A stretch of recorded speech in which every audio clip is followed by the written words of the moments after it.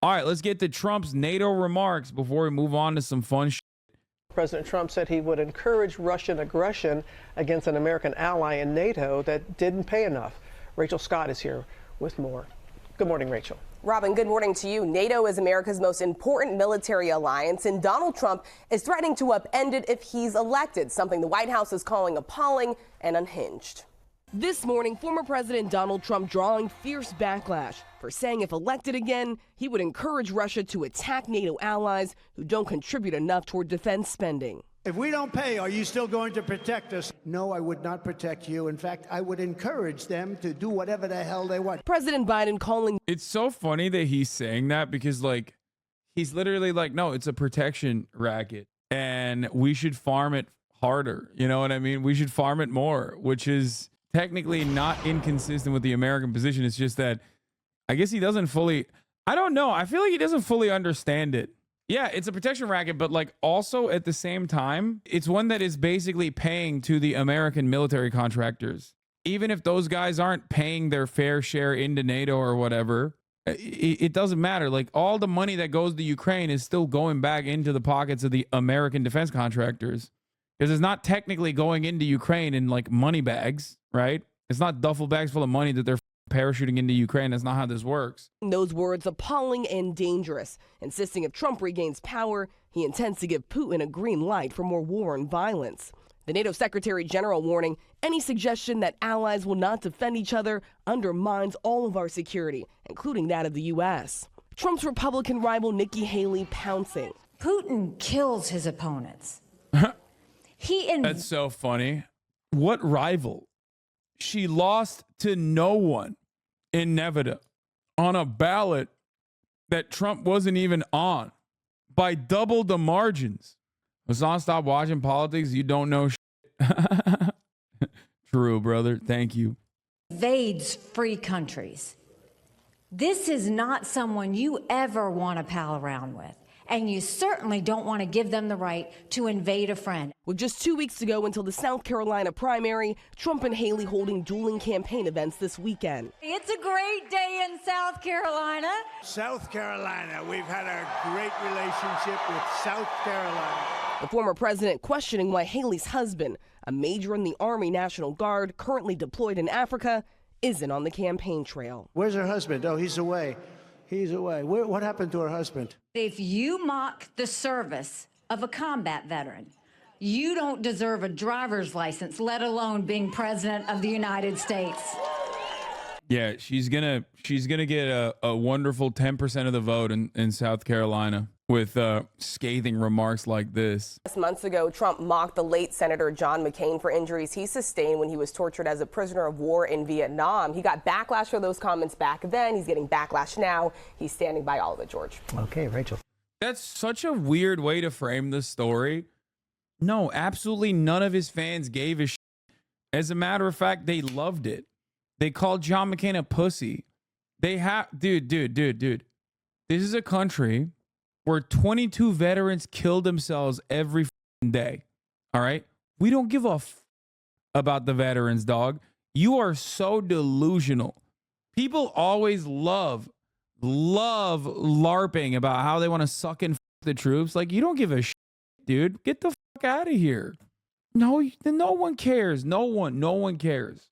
I'd go so far as to say, like, those NATO freaks, like the liberals that love like American military dominance and always defend it from a liberal point, probably care about the military more than the Republicans do. Wait, no way. Trump is insinuating about how Nikki Jarhead Jody style cheated on her husband, as reported by the Daily Mail. Nikki Haley did cheat on husband Michael, had affairs with her comms consultant and a Mary, South Carolina lobbies before she became governor. Sworn affidavit and new witnesses claim. Oh my God. She did not Jody her husband, dude. That's crazy. That's an American pastime. You knew about this though, right? No, I did not. I did not know about this at all. Will Folks, 49, Haley's communications consultant, signed an affidavit in 2010 alleging he had a sexual relationship with then South Carolina lawmaker. Oh my Lord. Oh, come on. How many times did Trump cheated on his wives? Yeah, of course. That's not news though. That's dog bites man. This, on the other hand, this is man bites dog. Can we acknowledge that Daily Mail is made up and try to find this from a real source? I mean, either way, this being real, this being false, none of this matters in the grand scheme of things as it pertains to Nikki Haley's chances of winning the election. But yes, you are correct. Daily Mail is a dish rag full of misinformation. I mean, so probably isn't correct. TikTok on Dems in a funny way. Democrats. Of course, we believe you should vote blue, no matter who. We're Democrats. We don't care about approval ratings. Wait, isn't this guy like he's like the hot guy that went to Ukraine or some shit, right? We're Democrats. Of course, we believe you should vote blue, no matter who. We're Democrats. We don't care about approval ratings. What other choice do you have? We're Democrats.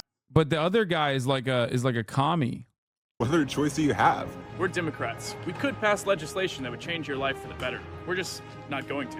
We're Democrats. Of course, we're going to promise something and not really deliver. We're Democrats. We made everyone celebrate Pride Month, including the military-industrial complex. We're Democrats. The economy may not be great for you, but it's going great for our donors. We're Democrats. Donald Trump is the best thing that's ever happened to us. Sir Miles? No, man. No, this guy. This guy has like I think he literally has like a thing in Ukraine. The black dude was on Jubilee. He's a commie. But the white guy is, I think, like a dude who has help Mission Kharkiv deliver life-saving medicines to Ukrainian cities.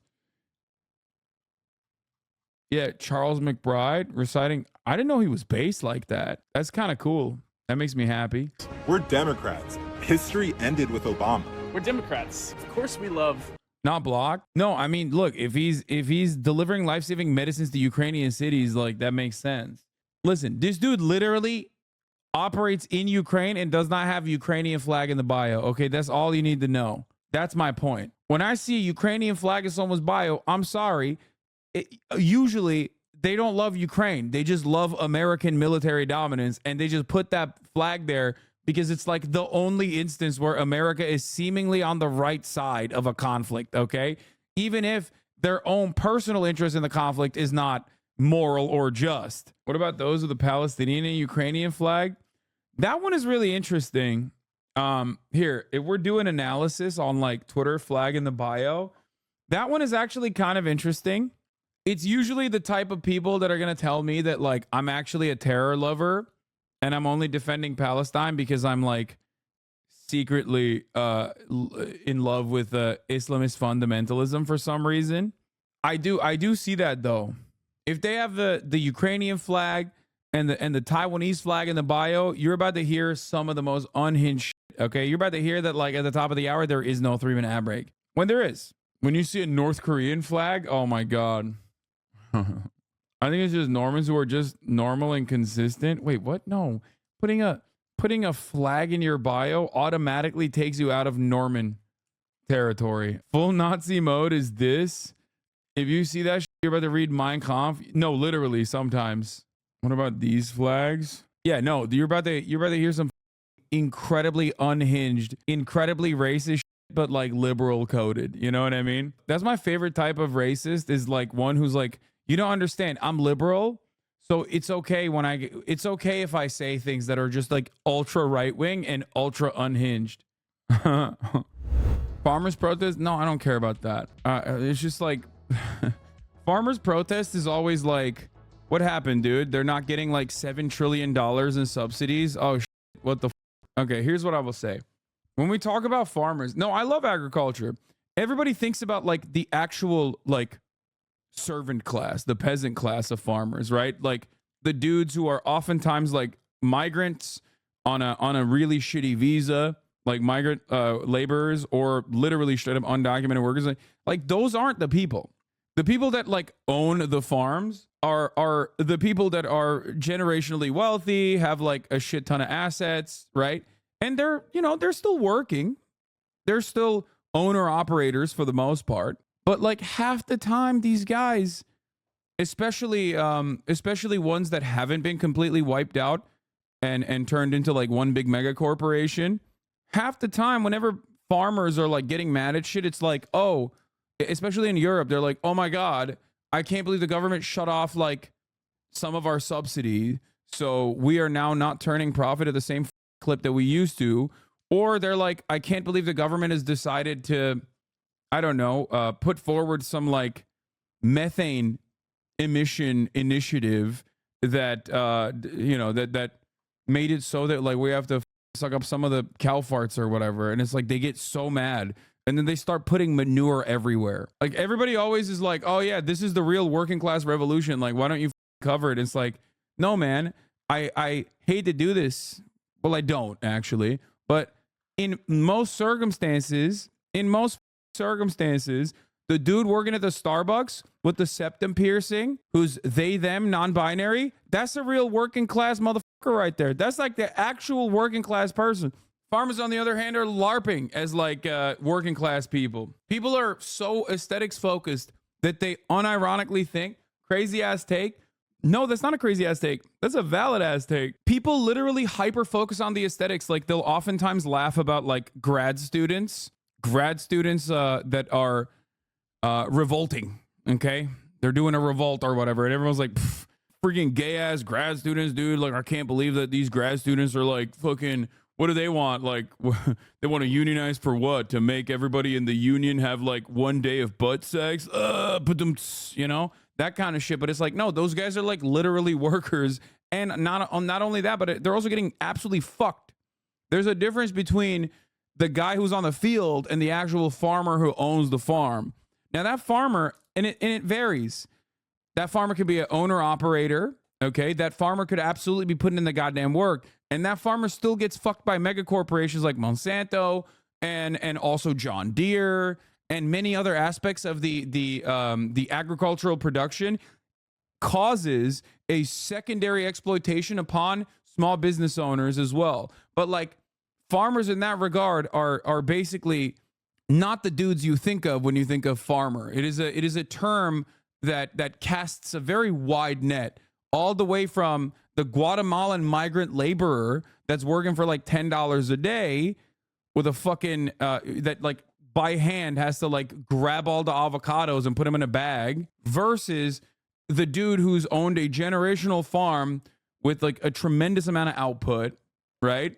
And has millions and millions of dollars of assets. And then there's also the third degree of like the CEO guys that own the farms that don't even fucking actually farm at all, personally, not owned and operated, that are also fucking over the owned and operator farms as well. I don't know how else to describe it, but I think a lot of people basically think that like when they fantasize about farmers, they think of like the guy, the dude who's in the field hand, basically, the dude who's like in the mud. And as far as like class analysis goes, it's ironic because like the owner operator farmers are also getting shafted half the time by much larger mega corporations. Like I mentioned, John Deere with no right to repair and like incredibly exploitative contracts for like hardware and software that you're literally purchasing, but you're actually technically renting out. There's a lot of issues in the farming space, right? But they don't get mad at that as much as they get mad at like the government reducing their reducing the amount of subsidies that they give to the farmers, or even like any kind of like carbon emissions or any kind of like methane emissions protocols that they decide to run with.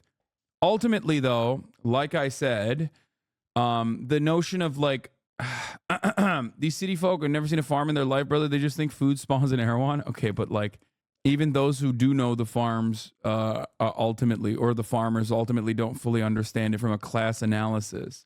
It's also very different. Like when you think about like the Indian farmers. Oh, I thought you were talking about the European farmer protests. Oh, he's saying the Indian farmers. Never mind, my bad. Yeah, this is very different. Indian farmers are like straight up communist party. In the Western world, when you see farmers protests, which have been going on in the EU, by the way, I thought that's what you were referencing. That's why I was like, get the fuck out of here. I'm not going to talk about this again and again and again. It's like half the time it's like reactionary dudes that are like anti-vaxxers or whatever. Indian farmers are just like straight up Maoist and shit. Hasan pretends to be working class.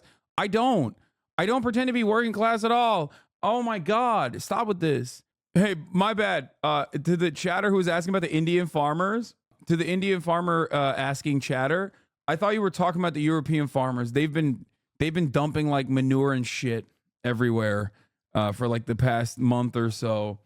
And also, they've been dumping like manure and stuff. I don't even know what the exact reasons are. The concession French farmers got is that they get to use more harmful pesticide. Yeah, it's always like anti-safety shit. You know what I mean? It's like anti-climate change initiatives, anti-safety initiatives, or it'll be like they protest the lamest shit in the EU and also in like Canada and in America too, for the most part. And it's rarely ever like the actual field hands. You know what I mean? Well, French people riot no matter what. All French people just love a giant riot. Yeah. I'm a small farmer myself. We do exist. Try not to generalize so much. Wait, I just described that there are different degrees of farmers. I literally did that. I did that already. I did the do people just stop listening to you when you talk? I think people just get mad.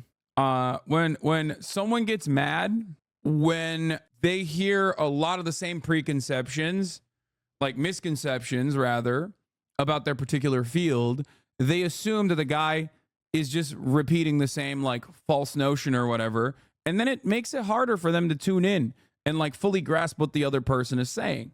It's a perfectly valid, perfectly normal thing. So then they just like zone out, get mad, hyper focus on the one part of the conversation and totally forget the second half of it.